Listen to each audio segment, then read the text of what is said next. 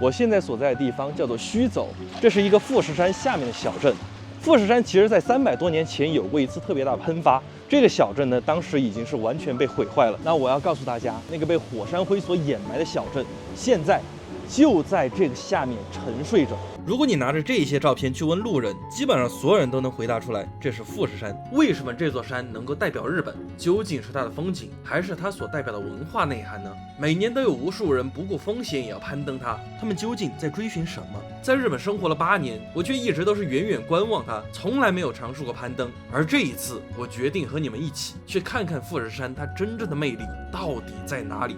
首先第一站呢，我们从它脚下的河口湖小镇开始。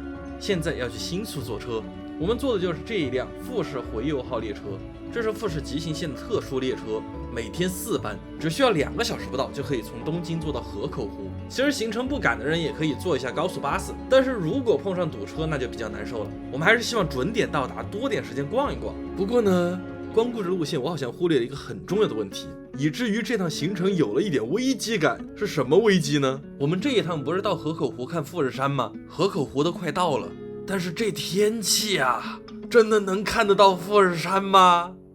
车到站了，我们现在就去河口湖逛一下，感受一下富士山脚下小镇的风情。这个是日本现在正在推的一个温泉娘，每个以温泉著名的地方都有一个代表性的温泉娘，还挺萌的。はいはいはいありがとうございます。搞了一个电动滑板车，我们今天骑这个走。之前我说过，我开车在路上最讨厌这个东西了，现在我也要当一下自己最讨厌的人。那出发。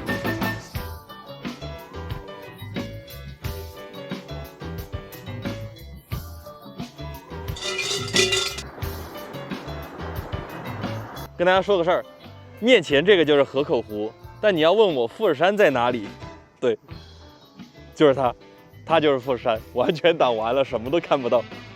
哎，事到如今，你能不能当富士山呀 ？OK， 骑了一会儿了，现在吃饭去。我们这里到了一个叫做豁脱研究所，它专门卖豁脱的。但至于豁脱是什么东西呢？别问我，我也不知道。这个就是海鲜豁脱啊，不对，这个叫海鲜货多。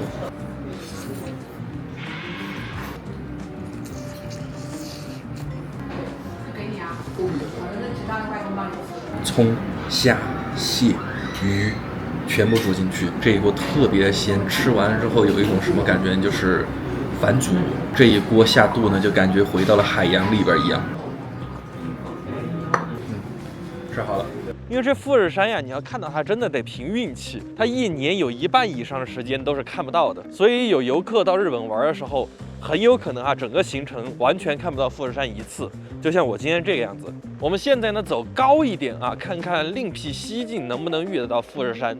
我们到了这一个展望台，为什么要到这个台子上来呢？因为这里能比河口湖下边更容易的看得到我富士山呢。富士山这一座高峰从平原拔地而起，数百公里之外都清晰可见，把它视作神山似乎也不难理解。但这次节目拍它，我们只拍几片云就收工，那是绝对不可能的。为了给大家更完美的沉浸式体验，既然富士山它躲在云后不肯露面，那就换我们向山进发。这座陡峭的日本最高峰，我想爬上去看看。富士山很特别，因为它对专业登山者来说不算难，但它对普通人来说又绝对不是散步级别。所以这次我和白牙做好了万全的准备，买齐装备，把登山时间定在了3连休。富士山有这么几条路线：第一条吉田线，最简单但人极多；第二条须走线，人少但是难度极高，所以我们选择的是折中的富士宫路线。我们报了一个日本导游团，这次跟着一起走。然而事情呢，并没有我们想象那么顺利。原计划我们是3点钟就开爬，但是由于堵车，我们5点钟才到达登山口。那这得爬到几点钟去了呀？在日本爬山，日本人会把山分成10等份，山脚叫做1合目，山底就是10合目。我们出发的地方是富士宫5合目，往右上方看就能看见富士山的山顶。我怎么觉得不高呢？我怎么觉得1个小时后就能爬到呢？导游把我们接住了之后，就开始出发了。怎么样？有信心吗？有。很多人觉得爬富士山简单，因为一眼就能望到顶，似乎很近的感觉。可这个正是它最大的障眼法。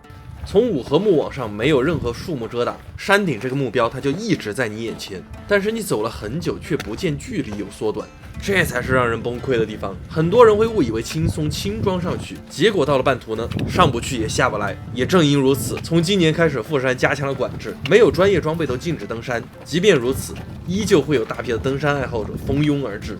35名います。でこの列から必ずね離れないように。迷子にならないように必ずくっついてください。呼吸の仕方としてですね、全部吸った息吐き切ってください。吐いた分ですね、酸素いっぱい肺の中に入ってきま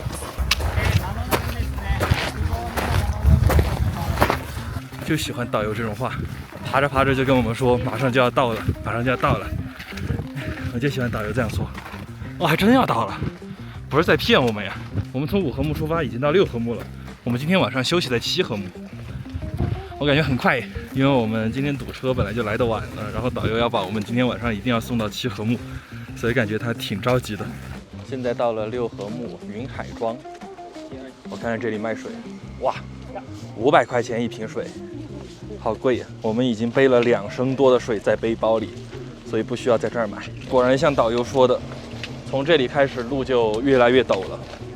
刚刚一路过来都算是比较平缓的，现在一下。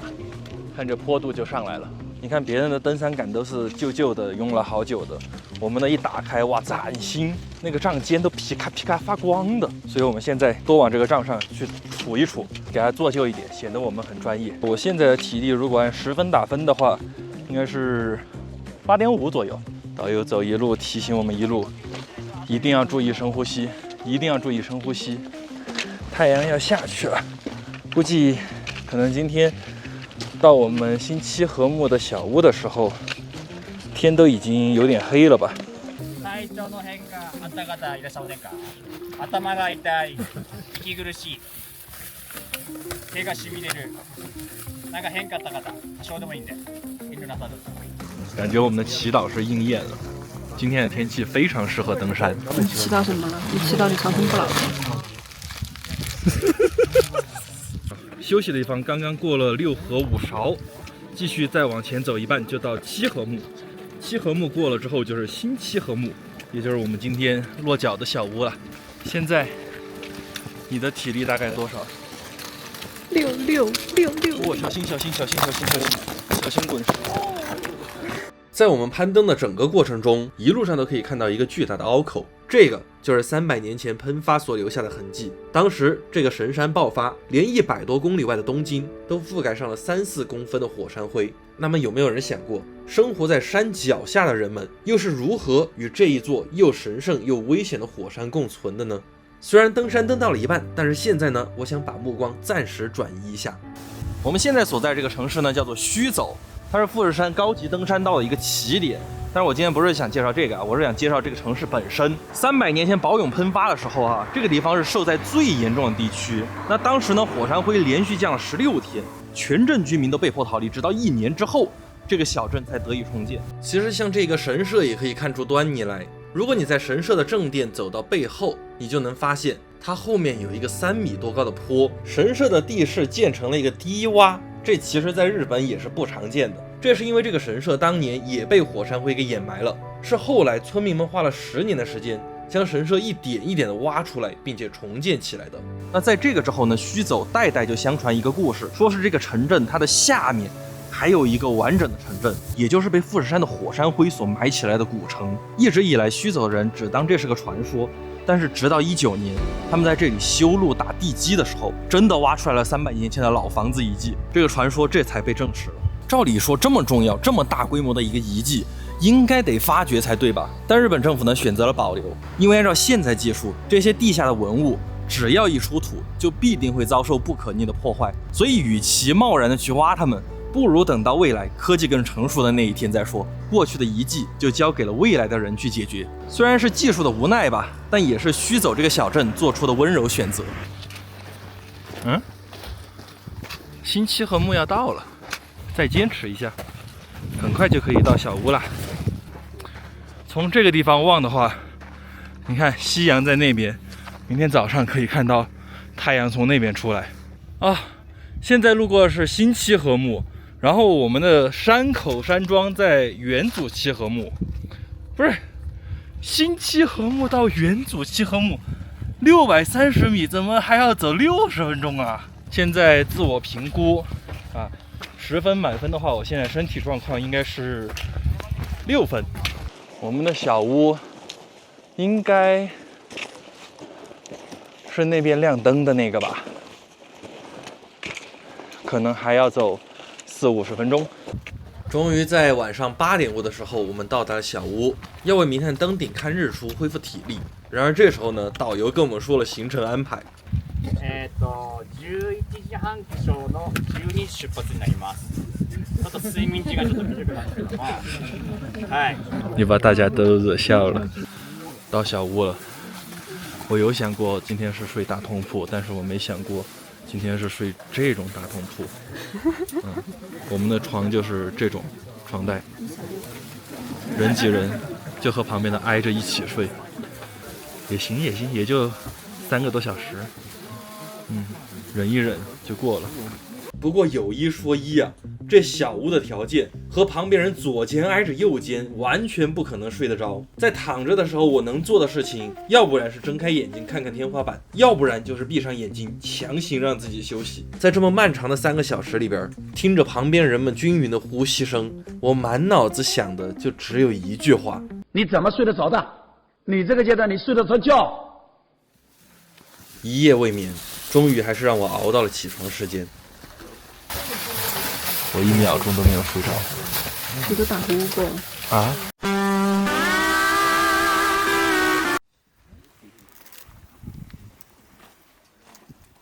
现在导游在点名，点好名之后，我们就可以往上走了。富士山的山顶就在我们前方啊，前方照亮的地方就是路，然后左边这个绳子外面就是悬崖。我们休息的地方，它的海拔已经超过了3000米以上。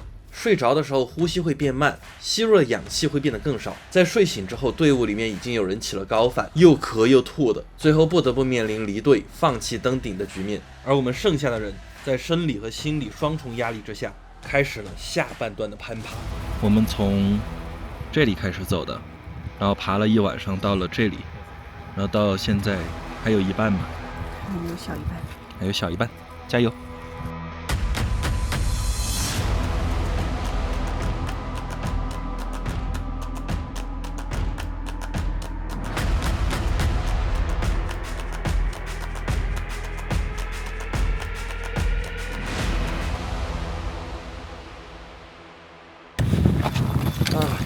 到了，终于要到了，越过前面那个鸟居，我们就登顶了。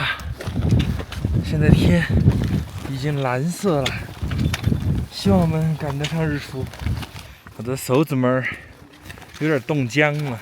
如果有人要来爬的话，最好厚手套、防寒服，可以的话羽绒服也带上。到了！你现在的感想怎么样？不容易。你的体力还有多少？10。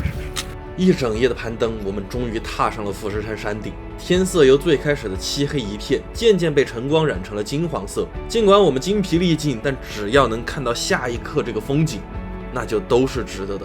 我们即将迎来富士山顶上的日出，它有一个专门的名词，叫做玉来光。据说看见了玉来光就能获得整整1年的好运。现在我就带你们一同去见证。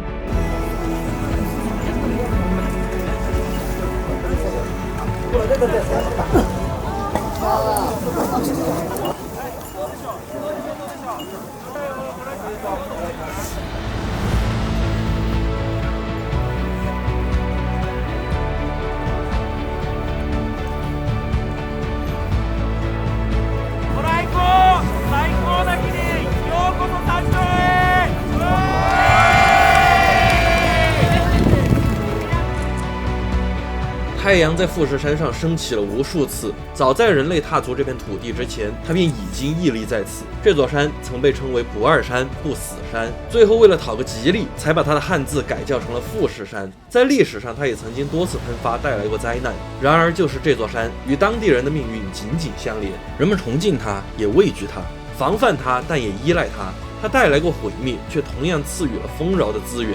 富士山是世界遗产，但它并未被列入自然遗产，而是文化遗产，因为它所承载的信仰、历史与文化，也承载着与这片土地上人们的深厚羁绊。2年前，我开始收集日本各地的朱印，一步一步记录下自己的旅程。今天，这一本朱印翻到了最后一页，用富士山山顶的朱印来结束，也给了这最后一页不一样的含义。最后一页不代表终点，而是新篇章的起点。希望今天的玉来光也能为你带来1整年的好运。那么这一期内容你觉得怎么样呢？如果满意的话，希望一定能点一个赞，这样平台能知晓你的喜好，给你推荐更多适合你的内容。也非常感谢 YouTube 各位观众的支持。如果你愿意订阅这个频道的话，以后我们也可以一起去看更多更好看的风景。好的，那么我是冷水，我们下次再见，拜拜。